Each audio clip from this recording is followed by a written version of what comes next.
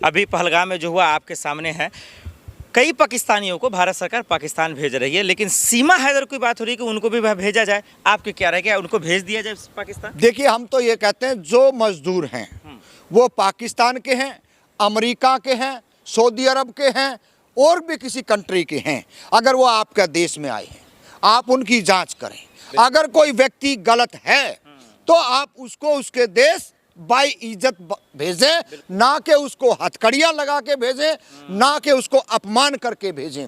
आप कभी पानी का ड्रामा कर देते हैं, अरे भाई हमने पता है किसको नुकसान होगा, लेकिन आपके जो कुकर मुत्ते हैं ना, एक शब्द बाहर निकल गया ना, वो ऐसे निकल के आएंगे पैराशूट की तरह, ऐसे कूदेंगे। अरे भाई आप पकड़ो ना, आज 8 दिन हो गए, लगभग 8 या 9 दिन। भाई आप ये बताइए क्यों नहीं जमीन से निकाल के लेके आए?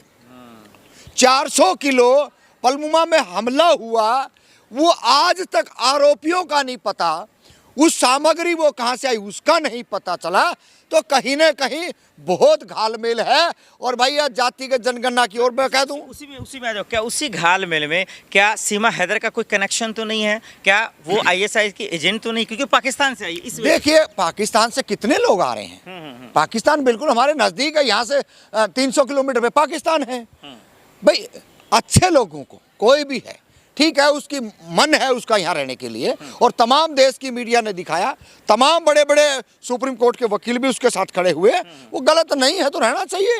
लेकिन आधिकारिक नहीं है ना, वीजा उनके पास नहीं था, जो आने का तरीका वो इलीगल है। तो इस देश के अंदर सरकार है, प्रशासन है, तो करवाए ना इसको। अगर नहीं बन रहा है, अगर उसमें कोई दिक्कत आती है तो भेजें, लेकिन इस तरीके से जो विदेशों ने दूसरे देशों के हालात जो किए थे, जो बांध के और हवाई जहाज़ों के अंदर भेजा था, वो जो हालात है इस देश के अंदर। तो आपकी इंसानियत है, मासूमता है ना।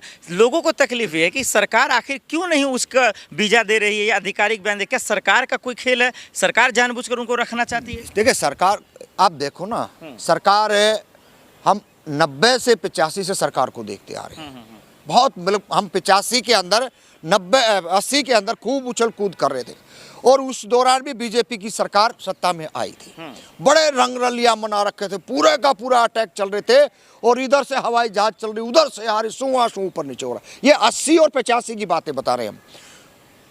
वहां से ये प्रोपगंडा लेकर के आए हैं। इनका एजेंडा धर्म का है, इनका एजेंडा जातियों का है। ये अपने धर्म और जाति के एजेंडे से बाहर नहीं जाएंगे। इस देश के आम जनमानस, आम जो व्यक्ति है, पढ़े लिखे, जो बोल सकते हैं, जो लिख सकते हैं, उनको आगे आना पड़ेगा, अन्यथा ये इसी तरीके के प्रोपगंडे करते रहेंगे, लोगों को मरवाते रहेंगे, और कोई इस देश के अंदर पूछने वाला नहीं है कि ये किसने करवाया, क्यों करवाया। अगर बोलेंगे, मैं आपके माध्यम से अभी थोड़ा अगर टाइट बोल गया ना, ऐसे ऐसे हरामखोर, नालायक, जलील, जल्लाद लोग हैं, वो जाके थाने में 4 लाइन लिखेंगे, उल्टी पुल्टी, लिखना भी नहीं आता। अरे लिखना तो सीख लो, अंध भक्तो, गोबर भक्तो, लिखना भी आता, थाने में पहुंच जाते हैं। करा जी ये देखो हमारी भावनाओं को ठेस पहुंचा दी, तुम्हारी भावनाओं को बहुत जल्दी ठेस पहुंचे, तुमने पूरे देश के आम जनमानस को मारने का ठेका ले रखा है, दफन करने का ठेका ले रखा है, तो हमारी भावनाओं को ठेस नहीं पहुंचती है। तुम अपनी आदतों से बाज आ जाओ। और इस देश के अंदर जो कर रहे हो ना, जो कुछ लोग इस देश के अंदर कर रहे हैं, शॉल बेचने वाले को पीट रहे हैं, मजदूरी करने वाले को पीट रहे हैं, और जो कोई गांव में फेरी लगाने वाला, सब्जी वाला, और नाम दाढ़ी उसकी देख के कर रहे हैं, ये अच्छी बात नहीं है।